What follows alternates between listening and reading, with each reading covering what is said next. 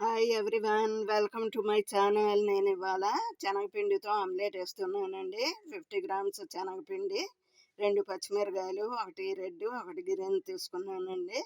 ఎందుకంటే colour combination చూడడానికి బాగుంటుందని తీసుకున్నాను. ఒక ఎగ్, 10 గ్రామ్స్ ఆనియన్ అనమాట, 2 రెబ్బలు కొత్తిమీర తీసుకున్నాను, తగినంత సాల్ట్, అలాగే కొద్దిగా జీలకర్ర వేసుకోండి, 2 స్పూన్స్ ఆయిల్ తీసుకోండి.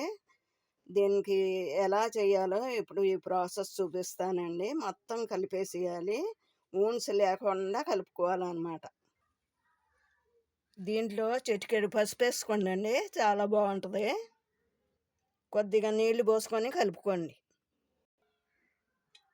ఇవన్నీ కలిపేసానండి, పైన జీలకర్ర చల్లాను. ఇప్పుడు ఆమ్లెట్ వేస్తానండి. 2 స్పూన్స్ నూనె పోసుకొని వేసుకోవాలి. ఎక్కువగా ఉల్లిపాయలు, పచ్చిమిరకాయలు, కొత్తిమీర కలిపితే అది ఇరిగిపోతుంది అనమాట. అందుకని మనం తక్కువ వేసుకోవాలి. 10 మినిట్స్లో అయిపోయే ప్రాసెస్ అండి. ఎప్పుడు ఆకలి వేస్తే అర్జెంటుగా చేసుకోవాలంటే చేసుకోవచ్చు. అదిగోండి, చక్కగా ఉడుకుతుందనమాట. సిమ్లోనే వేసుకోవాలి. ఇది హైలో పెట్టుకుంటే మాత్రం మాడిపోతుంది. ఎందుకంటే శనగపిండి తొందరగా ఉడికిపోతుంది అనమాట. అసలు చూస్తుంటేనే నోరు ఊరిపోతుంది. ఎమ్మీగా టేస్టీగా ఉంటుందండి. చక్కగా మనం స్నాక్స్ లాగా చేసుకోవచ్చు అనమాట. చూడండి ఎంత బాగా ఉడికిందో.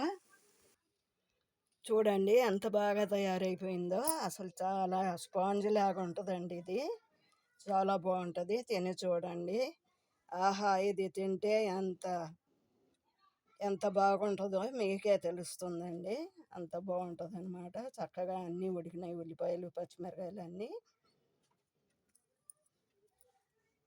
ఈ ఛానల్ మీకు నచ్చితే లైక్ చేయండి, షేర్ చేయండి, సబ్స్క్రైబ్ చేయండి. Thank you.